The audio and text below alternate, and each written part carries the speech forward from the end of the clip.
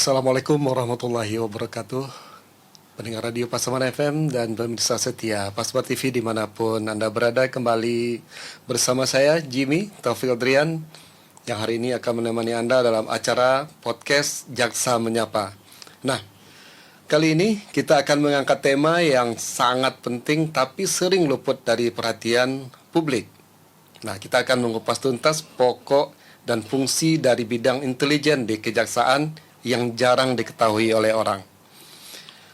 Pendengar, mungkin sebagian dari kita mengenal intelijen sebagai sesuatu yang identik dengan kerahasiaan atau operasi khusus. Tapi ternyata di lingkungan kejaksaan, bidang intelijen memiliki peran strategis. Tidak hanya dalam penegakan hukum, tapi juga dalam pencegahan tindak pidana, pengamanan pembangunan strategis, hingga edukasi hukum bagi masyarakat. Dalam episode ini kita akan bersama-sama mengenal lebih dekat apa saja tugas, fungsi, dan peran bidang intelijen kejaksaan, serta bagaimana bidang ini bekerja untuk menjaga ketertiban dan kepastian hukum di tengah masyarakat.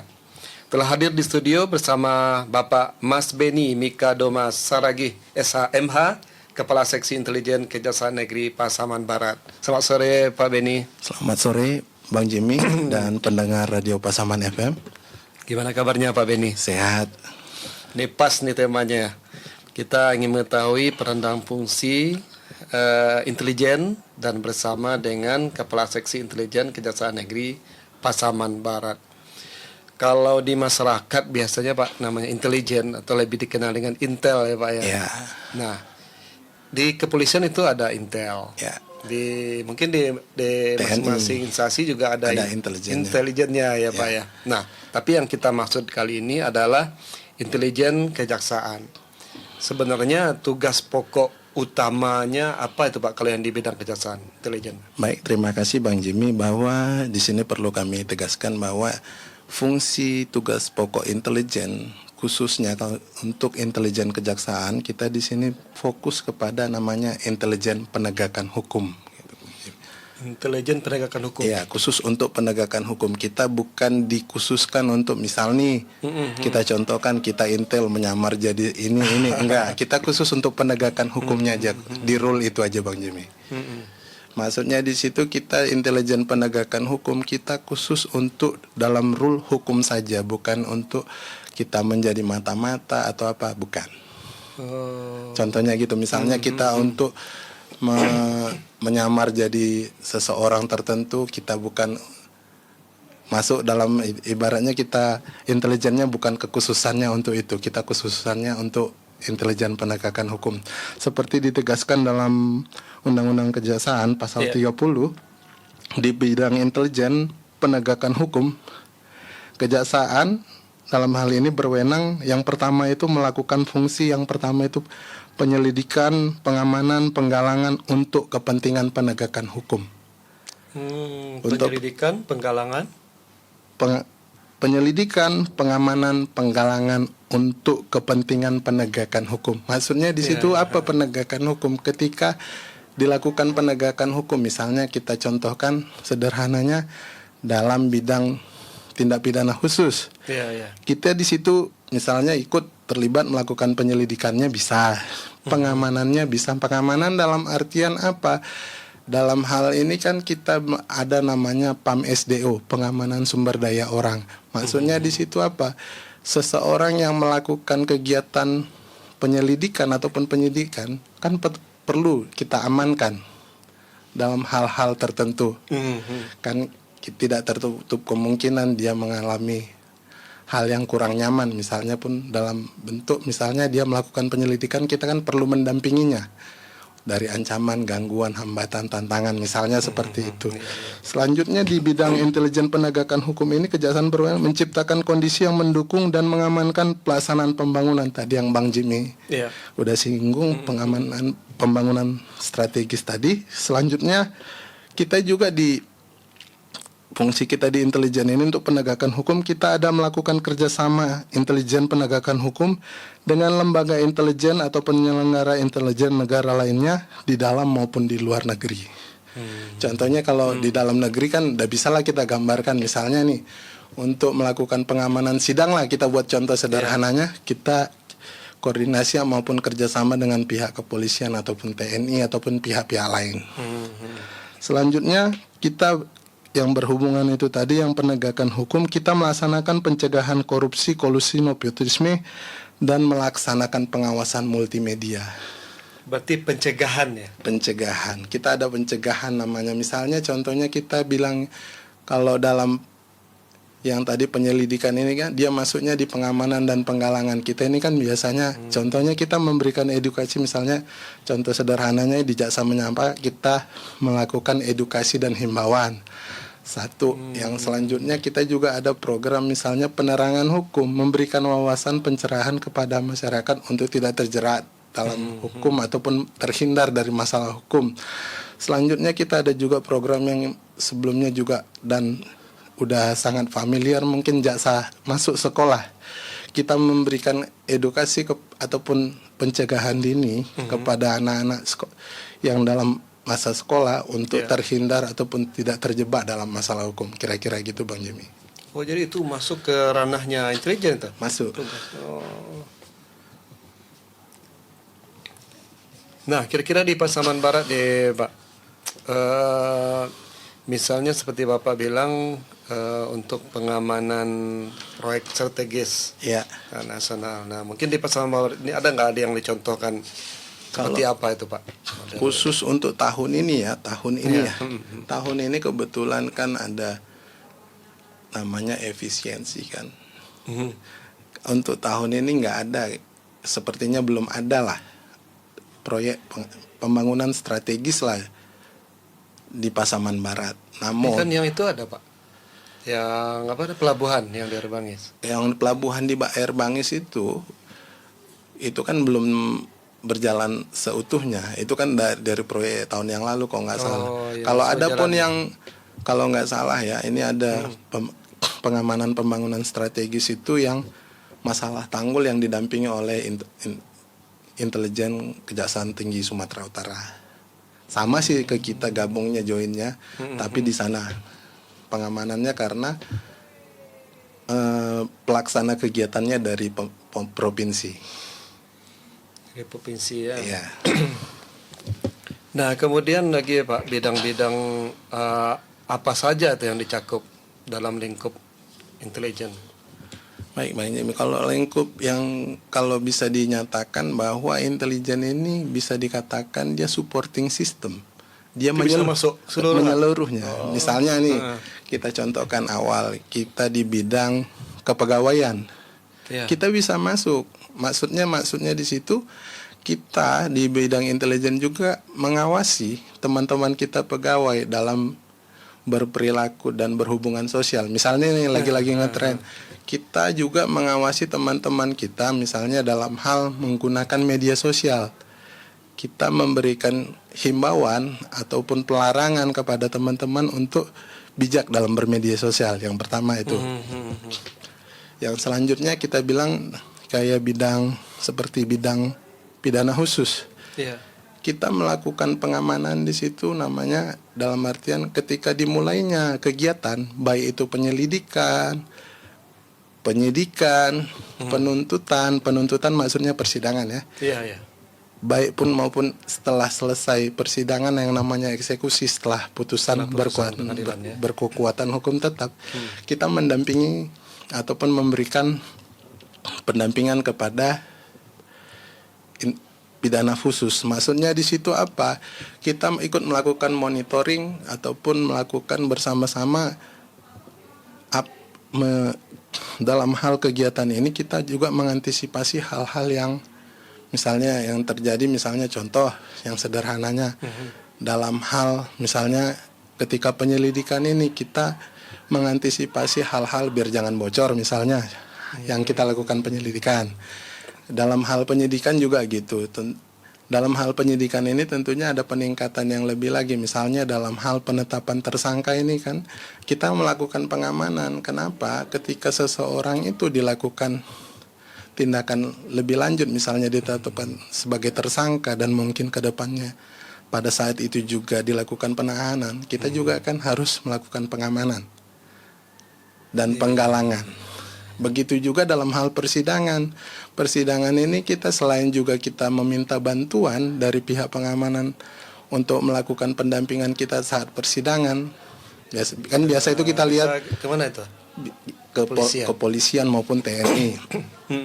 Kan biasa kita lihat di sidang itu kan yang mendampingi mengawal tahanan itu TNI atau polisi misalnya. Kita di situ fungsi kita di intelijen melakukan pendampingan secara menyeluruh, mengantisipasi hal-hal yang kita anggap menjadi ancaman, gangguan, hambatan dan tantangan gitu kira-kira Bang Jimmy. Jadi istilahnya di bidang intelijennya itu berarti dia mengakomodir keseluruhan tadi. Keseluruhan. Ya? Supaya bisa berjalan dengan. Gitu juga dalam hal di seksi tindak pidana umum. Kita contohkan misalnya, begitu juga di bidang pidana khusus. Ketika seseorang itu kita langsung di tahapannya kita langsungkan ya, misalnya di tahapan penuntutan misalnya setelah berkas dinyatakan lengkap dan akan disidangkan gitu, segera dilimpahkan lah bahasa sederhananya, bahwa kita di situ ada kita namanya kartu tik. Kartu tik itu namanya kita mengidentifikasi yang bersangkutan yang jadi tersangka. Maksudnya di situ apa? Di situ kita cakup sidik jarinya, namanya, ibu kandungnya, saudara dekatnya, untuk mengantisipasi ancaman gangguan hambatan tadi. Semisal nih jauh lah gitu, misalnya ada hal-hal tertentu, misalnya tahanannya sakit misalnya, kita gampang kontaknya. Iya, sama siapa dihubunginnya? Yang pertama, itu dalam hal sakit misalnya. Dalam hal tersangka ini kan ada kita dengar misalnya jauh lah itu, dan kita nggak mengharapkan melarikan diri, ada keep kontak personnya yang bisa kita jangkau kira-kira gitu Bang Jimmy. Contohnya yang kalau yang seperti yang kita dengar belakangan ini banyak itu kan pendampingan oleh bidang perdata dan tata usaha negara dalam kegiatan. Tapi itu khususnya kan misalnya dikhususkan untuk dalam kapasitas bahwa pendampingan itu kita hanya sebatas kontrak. Kontrak dalam artian?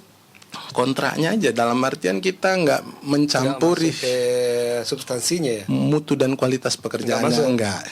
Kita hanya mengantisipasi biar kontrak ini biar jangan salah gitu loh. Contohnya kita bilang walaupun sedikit-sedikit mungkin agak menyentuh ya Bang Jimmy. Orang beranggapannya agak menyentuh, padahal tidak. Kita kan dalam hal kita bilang dalam hal kegiatan pembangunan. Tentunya kan sudah ada perencanaan dalam kontrak itu.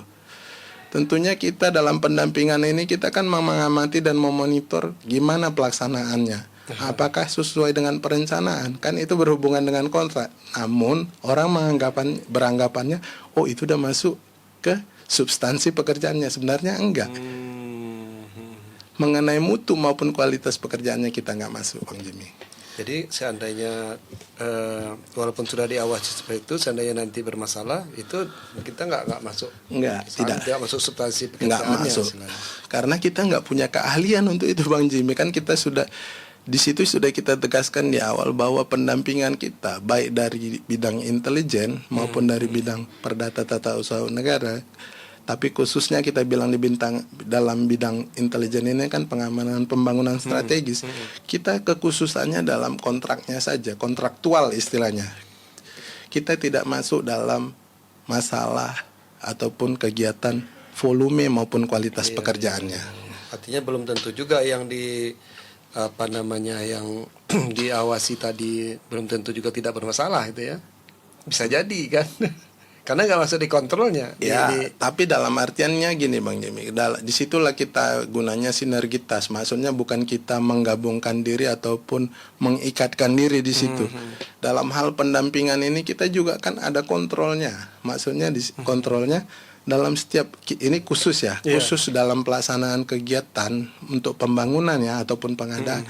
Kan ada namanya konsultannya. Kita monitoringnya melalui konsultannya. Mengenai mutu kualitasnya tergantung Pak konsultan. Kita nggak ikut dan kita nggak bisa menyampuri. Kenapa? Karena kita nggak punya kapasitas dan keahlian untuk itu. Kadang-kadang kontraktor ini menjadi ini juga nih Pak, menjadi alasan juga. Kadang-kadang ini kan udah diawasi kejaksaan nih katanya. Ya. Keluarnya maksudnya Ya. bukan ya dia untuk meyakinkan orang lain lah istilahnya. Ya, bisa dalam artiannya kalau kita menegaskan dalam setiap pendampingan kita bahwa pelaksanaan pekerjaan ini kan kita batasi dalam hal kontraktualnya. Iya. Kita juga nggak mau dijadikan alat ataupun tameng bahwa mengamankan pekerjaan itu utuh. Dan kita tegaskan bahwa kalau pekerjaan ini dilaksanakan, dijadwalkan, diselesaikan berdasarkan kontrak, ya kemungkinan besar dan harapan kita bersama pekerjaan ini sesuai dengan kontrak, bukan sesuai dengan mutu kualitas pekerjaannya. Karena kita memantau sesuai dengan yang Kontrak itu ya. Ya. Ya. Nah kemudian ini ada lagi nih Pak. Kalau sekarang ini kan kalau di Pasaman Barat lah ya, yang besar itu anggaran ini Pak, dana desa. Oke. Nah ini kita contohkan lah di mana posisinya dari kejaksaan sebagai memonitor apalah istilahnya Pak ya, atau memang ada diminta dari kejaksaan untuk mengawasi berjalannya anggaran dana desa ini. Baik, kalau untuk di kejaksaan secara khusus ini ya, kita ada program namanya Jaga Desa. Jaga desa. Jaga desa kalau kita di Pasaman Barat jaga nagari lah Jaga kira-kira. nagari, Maksudnya di situ apa? Kita sudah dari pusat sendiri sudah concern untuk pembangunan itu dimulai dari desa yang pertama yang kita mau sampaikan, bahwa kejaksaan benar-benar serius dalam hal pengelolaan dana desa ini. Kenapa? Karena kita mengharapkan bahwa kepala desa ini dalam artian sempit lah kita bilang tidak menjadi korban dalam hal pengelolaan dana desa karena ketidaktahuannya ataupun ketidakpahamannya tentang pengelolaan dana desa. Makanya dari situ kita di kejaksaan ini kita sudah share melalui Dinas Pemberdayaan Masyarakat Desa, ada namanya itu link ataupun aplikasi yang terhubung langsung ke Kejaksaan Agung, Direktorat Jaksa Agung Muda Intelijen, namanya Jaga Desa. Di situ meliputi kegiatannya, anggarannya. Jadi ada link yang diisi langsung oleh desanya, dan kita bisa memonitor langsung di situ. Jadi desa nggak bisa main-main ya? Nggak bisa. Satu, kita bilang bahasa awamnya nggak bisa main-main. Kita mengharapkan di situ ataupun bisa tercipta keterbukaan ataupun transparansi dalam pengelolaan dana desa. Dan kita tegaskan di situ bahwa ketika teman-teman ini, bapak-bapak ataupun para wali nagari ketika mengikuti anjuran kita untuk mengisi dan menyelesaikan form yang tersedia di aplikasi itu, harapannya ya terhindar dari masalah hukum. Yang pertama, kita nyatakan di situ. Yang kedua adalah transparansi, keterbukaan dalam pengelolaan dana desa. Maksudnya di situ gimana ya? Dalam pengelolaan dana desa ini kan banyak teman-teman kepala desa ini kan salah pengadministrasian. Terkecuali SDM ya. SDM mungkin satu. Salah maksud niatnya bukan untuk jahat ya. Niat jahatnya sebenarnya nggak ada lah, kita bilang, kita nyatakan sementara. Lain hal memang sudah diniatkannya dari awal untuk menyelewengkan dana desa, ya tetap juga diproses hukum. Bukan maksudnya kita melindungi dia, enggak ya. Kita hanya untuk mengantisipasi dan dalam artian kita memonitoring dan evaluasi lah gitu. Berarti setiap digit dana desa itu, dana nagari itu dipantau. Terpantau lah ya. Kita bisa khusus untuk Kabupaten Pasaman Barat ya. Kita mengawasi, contohnya di Kabupaten Pasaman Barat ini kan ada 90 nagari. 90 nagari, betul. Kita bisa mengawasi secara langsung. Namun daripada itu juga di atas tingkatan kita ini ada kan Kejaksaan Tinggi, bisa juga memonitoring kita. Bisa juga. Gitu juga di Kejaksaan Agung, dan itu kerjasamanya juga ke Kementerian Desa. Kementerian Desa Tooling itu, Iya, tooling itu. Oh. di aplikasi itu dapat. Jadi sekarang ini eranya memang era digitalisasi, ya mengharuskan dan mewajibkan kita transparansi dan keterbukaan, kira-kira gitu Bang. Iya. Nah kemudian kan ada juga nih Pak kemarin itu ya seperti di khusus Pasar Barat ya. Ya. Ada kemarin yang melaporkan wali nagari misalnya kemarin itu ada yang nagari mana itu. Nah kalau misalnya hal-hal seperti itu tuh apa yang dilakukan? Baik, contohnya gini lah, kita bilang sederhananya, misalnya A ini melaporkan wali nagari B gitu. Kita contohnya juga di kejaksaan ini kan tentunya pertama itu ketika misalnya itu disposisinya ataupun pelaksanaannya untuk penyelesaiannya dilimpahkan ataupun didisposisi pimpinan ke bidang intelijen. Tentunya yang awal itu kita menganalisa dulu laporan ini faktual nggak, valid nggak, atau hanya mengada-ada nggak. Maksudnya di situ apa? Kita juga di kejaksaan ini kita juga nggak mau bahwa kita ini dijadikan alat politik. Alat politik dalam artian apa? Kan banyak ini kejadian di luar. Udah aku laporkan kok kejaksaan untuk menakut-nakutin orang. Bisa kayak gitu Pak tuh. Kan bisa juga dijadikan alat untuk menekan orang. Kok udah aku laporkan. Kita nggak mau dijadikan alat politik. Makanya kita pure benar-benar melihat laporan itu apakah benar atau tidaknya. Yang pertama, kebenaran laporannya itu. Yang kedua, dalam hal penanganannya kita juga menganalisa bahwa untuk kesempatan pertama ini apakah sudah ada tindak lanjut dari APIP. APIP maksudnya inspektorat ya? Ya. Apakah sudah ditindaklanjuti dalam kesempatan pertama ketika kita menerima laporan pengawasan internal pemerintah APIP, bahwa kita menyerahkan dulu ke mereka. Kita nggak langsung melakukan represif penindakan. Kita serahkan dulu untuk penyelesaian administrasinya. Apabila dalam hal kita serahkan ini tidak ditindaklanjuti oleh yang dilaporkan itu, baru kita masuk. Biasanya sih gitu Bang Jema, nggak ujuk-ujuk represif enggak. Jadi nggak bisa juga mentang-mentang ada dugaan ya tanda kutip di nagari atau desa, kemudian ada lembaga-lembaga atau pihak-pihak yang melaporkan, itu tidak bisa serta-merta juga langsung. Bisa langsung ke kita. Langsung bisa ya? Tapi dalam konteksnya tadi kan kita menerima laporan kan kita analisa. Prosesnya. Kalau memang dia niat jahatnya memang terlihat jelas, memang kesengajaannya menyelewengkan dana desa dan merugikan keuangan negara dalam jumlah yang signifikan, ya kita tindak juga langsung gitu loh. Kita lakukan pemeriksaan tanpa kita misalnya Pak ya. Ya, misalnya ada yang seharusnya dia laksanakan, misalnya nih. Kita contohkan sederhananya misalnya dalam hal untuk pengadaan misalnya apalah yang kita bilang yang lagi marak sekarang, sapi misalnya. Kalau dia dalam pengadaan sapi itu memang kita bilang nggak ada di fiktif lah kita bilang, ya bisa kita tindak langsung. Tapi sapinya udah mati misalnya. Kalau bisa dia lengkapi dengan bukti otentik, itu makanya kita serahkan ke APIP. Kita nggak ujuk-ujuk langsung curiga 100%. Tapi kalau dalam bukti awal ataupun analisa kita awal dia melaksanakannya itu fiktif, itu bisa kita tindak langsung. Oh bisa ya? Bisa. Nggak mesti ke APIP dulu kalau kayak gitu? Kalau memang nyata-nyata dia memang dia misalnya pengadaan sapi 10 ekor. Nyata-nyatanya fiktif, dia membuat dokumen palsu untuk pengadaan, kan bisa aja kan gitu. Tapi kayaknya di Pasaman Barat khususnya kayaknya belum ada ya. Kalau yang fiktif belum. Tapi kalau ada yang melaporkan itu mungkin sekarang sapinya mati atau mungkin ada.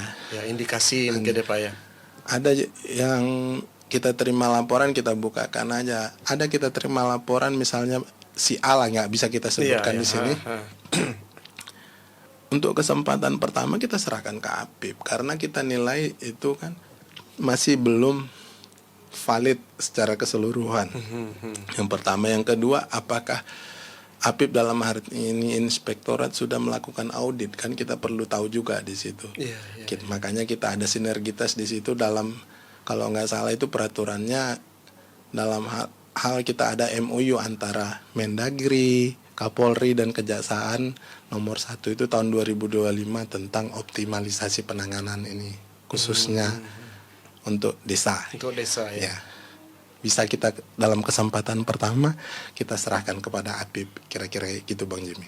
Nah, khusus ini mungkin yang menariknya ini Pak Pak Beni, khusus penanganan dana desa dan dana nagari. Ya. Tadi sudah dikatakan ada namanya MOU mengenai dengan nama Jaga Desa. Ya. Nah, kalau untuk di Pasaman Barat ke Jaga Nagari. Nah, itu posisi kejaksaan sebagai apa di situ? Kalau khususnya kita di Kejaksaan untuk program Jaga Desa ini kita sebagai bisa dibilang sebagai leading sektornya juga. Kita ikut mengawasi dari awal. Iya. Contohnya misalnya gini, kita kan dalam hal ini kan itu kan bentuknya aplikasi kita mendorong juga teman-teman kepala desa untuk mengisi aplikasi itu dalam pelaksanaan tugas dan tanggung jawabnya.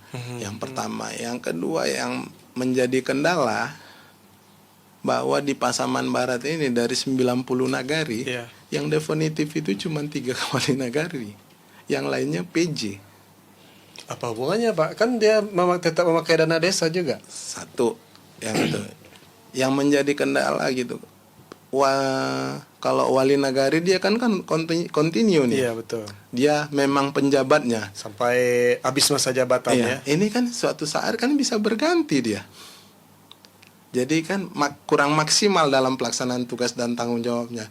Misalnya nih kita telepon lah nih, kita pantau dari sistem bahwa ya wali nagari X lah kita bilang untuk periode bulan Juli belum menyelesaikan ataupun belum mengisinya secara optimal maksimal. Kita telepon, Pak, ini gimana gini, kenapa nggak diselesaikan? Waduh Pak, saya nggak wali nagari lagi di situ kan ada kejadiannya gitu. Makanya di situ ada jadi kelemahan lah, kekurangan dalam optimalnya pelaksanaan Jaga Desa ini di situ. Dan informasi yang kita terima tahun depan kemungkinan wali nagari akan dipilih secara serentak lah untuk 87 wali nagari ini. Baru bisa berjalan optimal. Mudah-mudahan. Iya.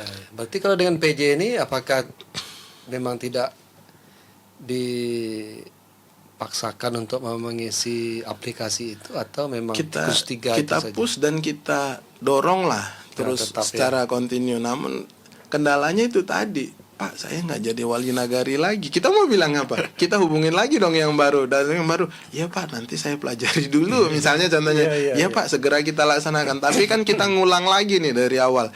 Ini kayak gini. Makanya sekarang ini juga kita juga dari pengalaman yang itu, kita juga sudah mintakan ada satu perangkat desanya ataupun operator yang khusus menangani ini untuk penginputannya. Kita mintakan. Kira-kira gitu Bang Jimmy. Di desanya, satu orang di desa. Wali nagarinya ini. Khusus untuk menginput itu. Menginput itu datanya, mengisi datanya itu. Iya. Berarti ada sanksinya Pak kalau dia nggak? Sanksinya sebenarnya atau apa gitu. Sanksinya secara tertulis enggak, tapi kita himbau untuk menghindari masalah. Ayolah sama-sama kerjasama lah untuk menyelesaikan dan mengisi ini. Kenapa? Kalau ketika kita nggak mengisinya secara optimal, rugi sendiri. Kita masih berupa himbauan, belum berupa sanksi. Kira-kira gitu Bang Jimmy. Kalau di Pasaman Barat, kalau kita hitung Pak, kalau dana nagari ini kan lumayan besar juga. Anggaplah satu nagari itu 1 miliar saja. Kita misalkan gitu. Misalkan ya. Nggak bisa kita contohkan karena nggak merata semua. Tapi kita misalkan seperti itu, berarti 90 miliar. Artinya ini kan kalau dihitung global memang besar. Gitu kan.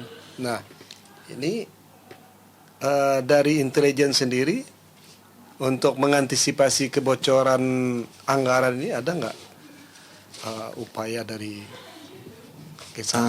untuk kesempatan pertama kan kita kan ada grup yang tadi itu grup untuk Jaga Nagari itu khusus ke 90 nagari.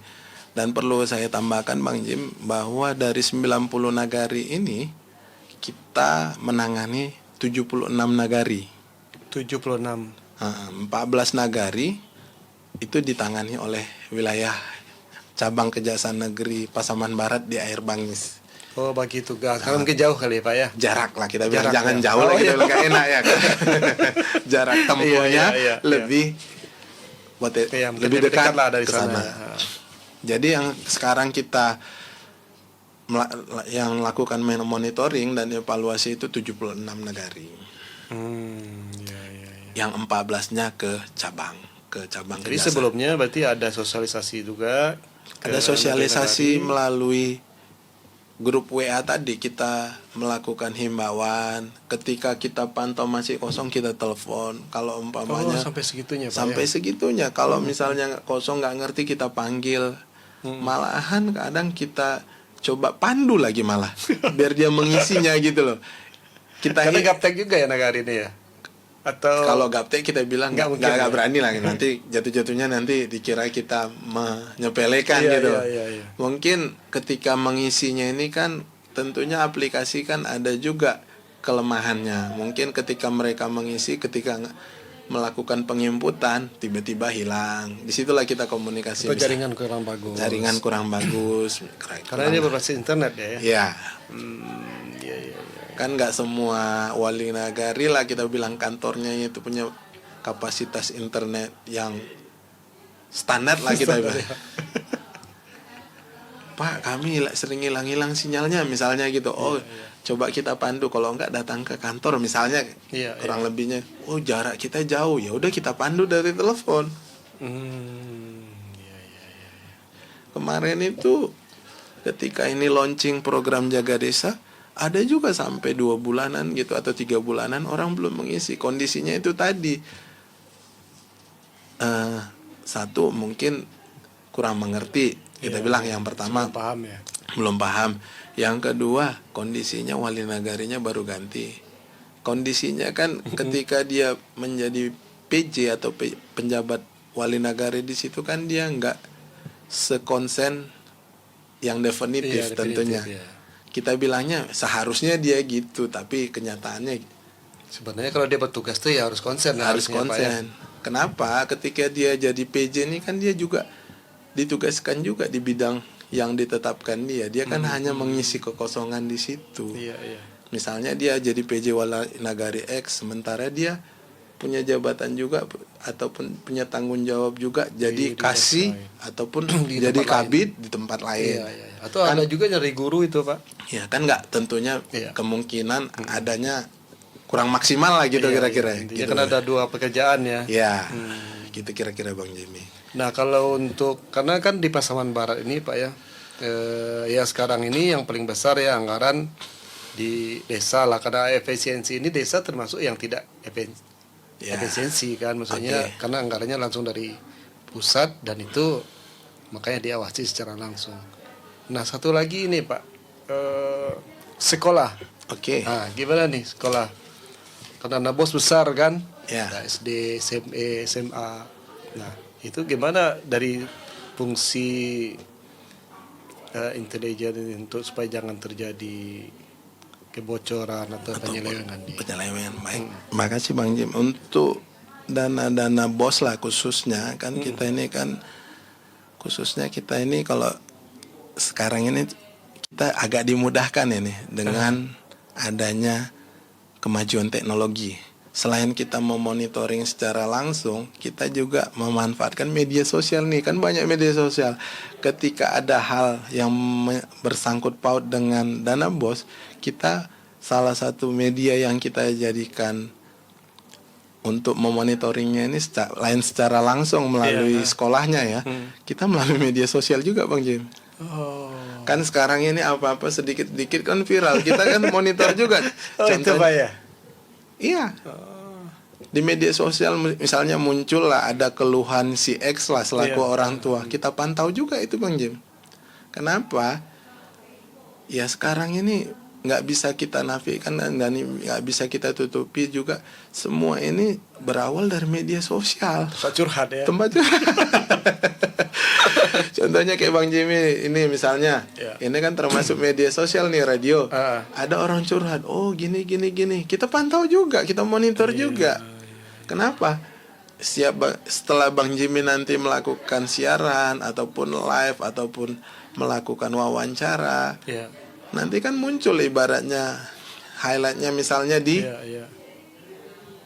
TikTok lah kita TikTok, IG, misalnya IG. misalnya. Dari situ juga kita pantau dan kita juga misalnya ini di yang masih ada bidang untuk menangani itu dan personilnya ada itu di Kejaksaan Tinggi dan di Kejaksaan Agung itu ada yang khusus mengamati itu. Oh, iya, iya. Ada langsung apa sih namanya sinyalnya atau alarmnya bahwa oh bersinggungan dengan ada.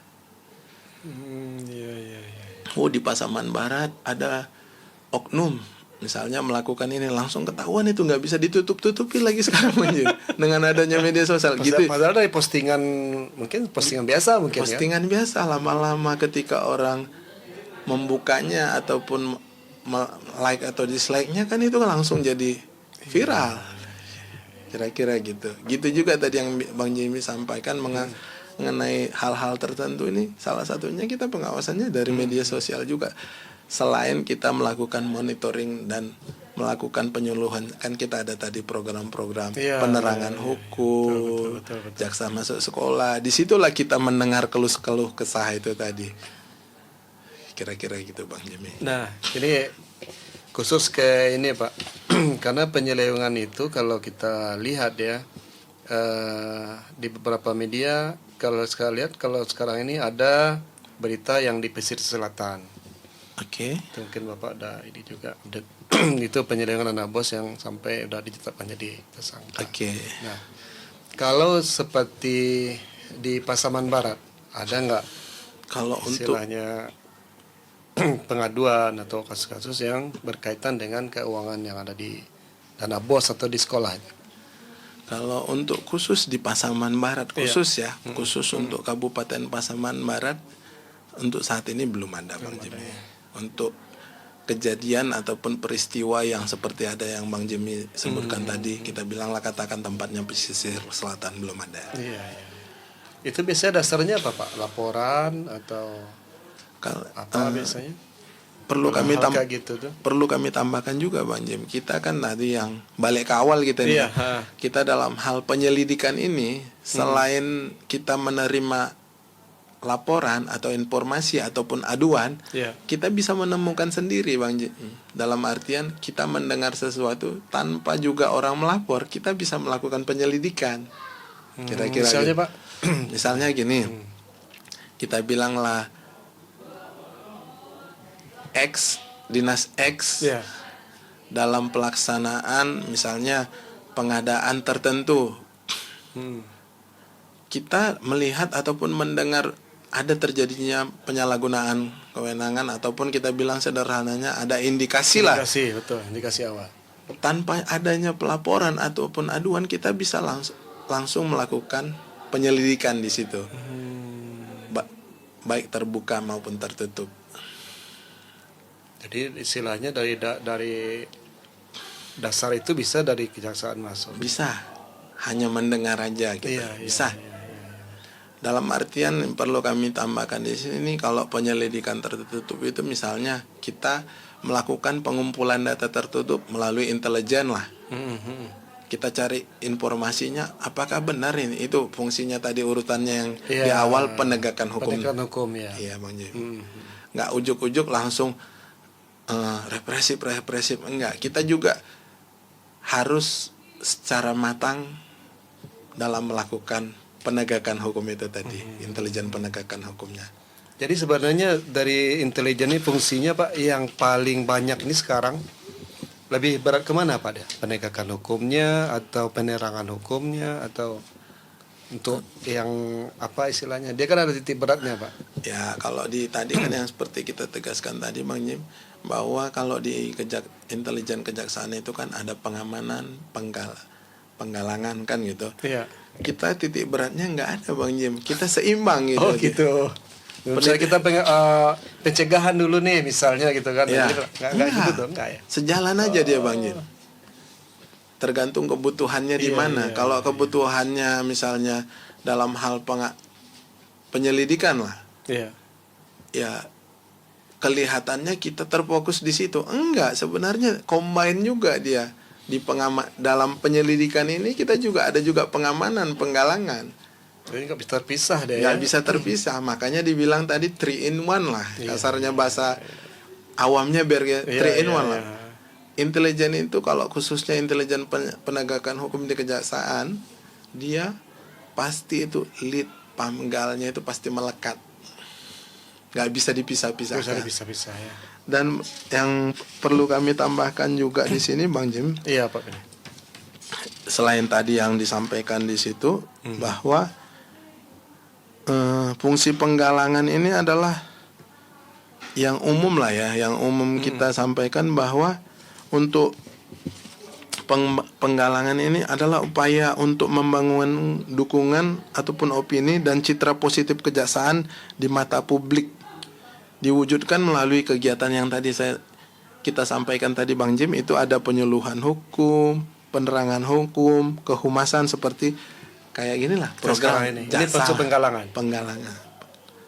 termasuk dalam ranahnya penggalangan. Kita memberikan edukasi lah gitu, Iya, ataupun memberikan pencerahan lah kira-kira begitu, ataupun pengetahuan bahwa intelijen itu gini loh gitu loh. Iya.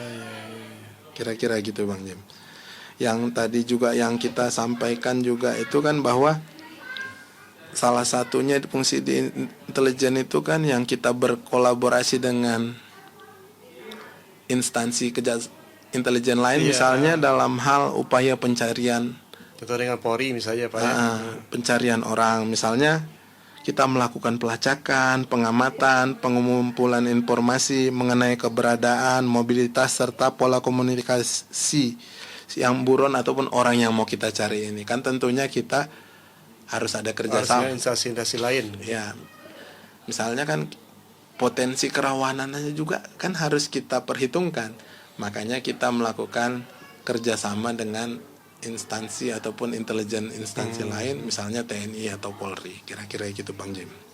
Kalau untuk jumlah stafnya Pak di intelijen di kejaksaan ini banyak Pak? Berapa orang? Kalau kita sekarang kekuatan kita sebenarnya nggak bisa kita umumkan Bang Jim. Kalau dibilang namanya untuk kekuatan personil kita sebenarnya kita nyatakan cukup. Cukup ya. Namun kalau ditambah juga kita menerima. Kenapa? Karena di kejaksaan ini kita di kejaksaannya khususnya di intelijen kita nggak bisa terpaku satu orang menyelesaikan ini karena kita mobile. Iya. Harus update terus berarti ya? Harus update terus. Kenapa? Kita juga di kejaksaan ini kan tadi yang saya sampaikan untuk pengawasan multimedia, kita harus menyaring ataupun melaporkan informasi-informasi yang update khusus di Pasaman Barat Setiap hari. setiap hari. Makanya mau kita bilang jumlah kekuatan atau personilnya, kita butuh banyak personil sebenarnya. Tapi untuk saat ini kita cukup. Cukup ya Pak ya. Misalnya nih kita Iya. bilang hal yang ada sekarang, misalnya kita bilang keadaan sosial ekonomi lah Iya. yang ada di Pasaman Barat yang kita pantau terus harganya, misalnya harga sembako kita pantau tiap hari Bang Jim, dan kita laporkan apabila ada kenaikan yang signifikan untuk menjaga stabilitas harga tadi. Itulah dukungan kita juga dalam hal ekonomi lah. Kalau mengenai ini Pak, mengenai kalau yang viral sekarang ini mengenai BBM ini termasuk BBM langka juga BBM langka sampai antrian sampai Pak. kita laporkan juga Bang Jim. Outputnya gimana Pak? Apakah cuma seperti laporan saja atau menjadi Tentunya masukan? kita dalam hal seperti yang tadi yang kita sampaikan, Iya. kita melakukan pengamatan lah kita bilang sederhananya dan pelaporan. Dalam hal ini kan sudah kita laporkan kepada pimpinan, dan pimpinan juga menyarankan dan memerintahkan ke kita untuk melakukan pemantauan terus. Namun kita kan Iya, terbatasnya hanya sebatas memberi saran. Kenapa? kita juga menyampaikan bahwa situasi SPBU untuk Pasaman Barat yang aktif sekian, yang mempunyai misalnya yang menjadi masalah ini kan bahan bakar yang bersubsidi. Iya, iya. Contohnya kita bilang Pertalite Iya, ataupun solar. solar. Dan kita sampaikan informasi di situ memang SPBU yang menjual itu tertentu aja. Jadi Iya. tingkat untuk pengantriannya pasti terjadi setiap hari. Kita sampaikan juga. Mungkin dengan informasi yang kita sampaikan itu kan pimpinan kita juga menyampaikan untuk dilakukan pengembangan tempat SPBU tadi, pengisian BBM agar diperbanyak di Pasaman Barat. Mungkin atau outputnya ditambah. gitu ya. Kira-kira gitu Bang. Berarti hasil dari pantauan dari intelijen kejaksaan, jadi itu menjadi masukan juga untuk Ya. pihak yang berkompeten.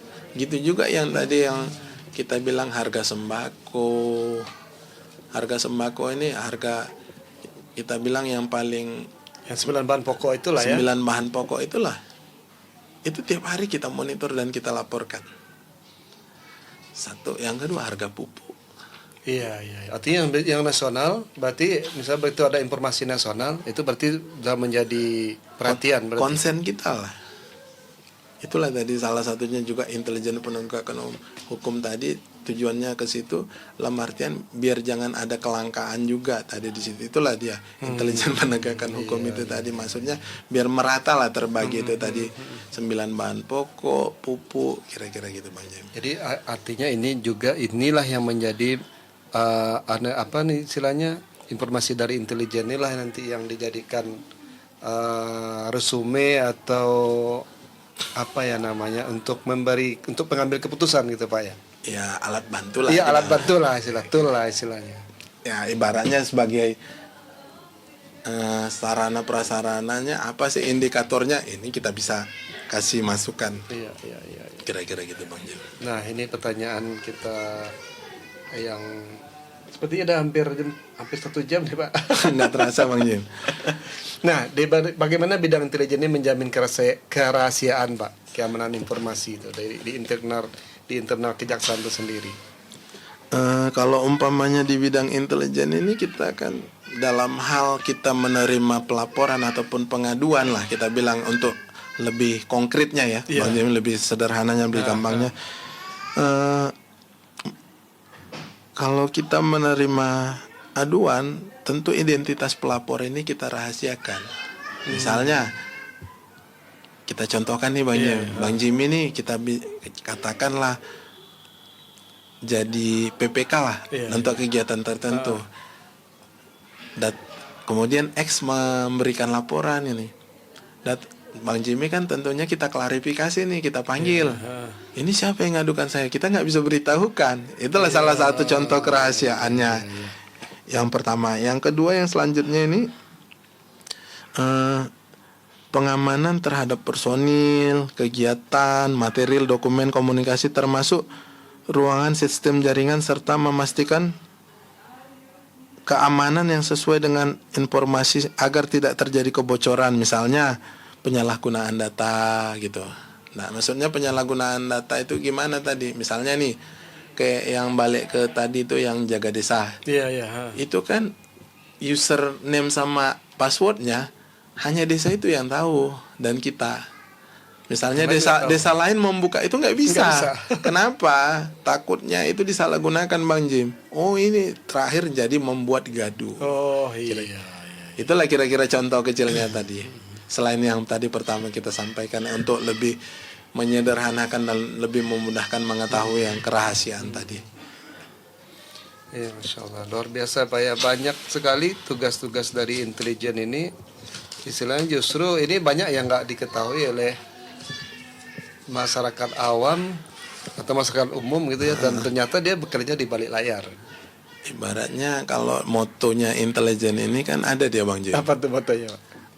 Berhasil tidak dipuji, gagal dicaci maki, mati tidak dicari gitu ya. Itulah moto dari intelijen gitu loh secara umumnya. Berarti ikhlas berarti Pak ya? Ya, kerja maksimal gitu. Baik Pak Benny, mungkin penutup kita di sore hari ini, mungkin Pak Benny punya closing statement di sore hari ini, silakan Pak. Terima kasih Bang Jim. Kita dalam hal ini cuman memberikan pesan dan gambaran kepada masyarakat, khususnya pendengar radio Pasaman FM. Dalam hal ini tentunya yang pertama kita sampaikan, yang pertama itu bijaklah dalam bermedia sosial. Sekarang ini bukan mulutmu harimau, katanya, jari-jarimu harimau. Yang pertama. Yang kedua, ketika melihat sesuatu yang janggal ataupun melanggar hukum, pada kesempatan pertama ya segera laporkan, baik itu tindak pidana umum ataupun korupsi. Yang ketiga, ketika terjadi perselisihan, misalnya gini, ada hal yang menarik yang mau kita sampaikan juga di sini Bang Jim, bahwa kadang kita ini sekarang ini sikap cuek atau apatis itu tinggi. Yang pertama, yang kedua, kita juga mulai dari sekarang harus lebih sensitif. Maksudnya kenapa? Dengan kemajuan teknologi ini kita kan kurang tegur sapa.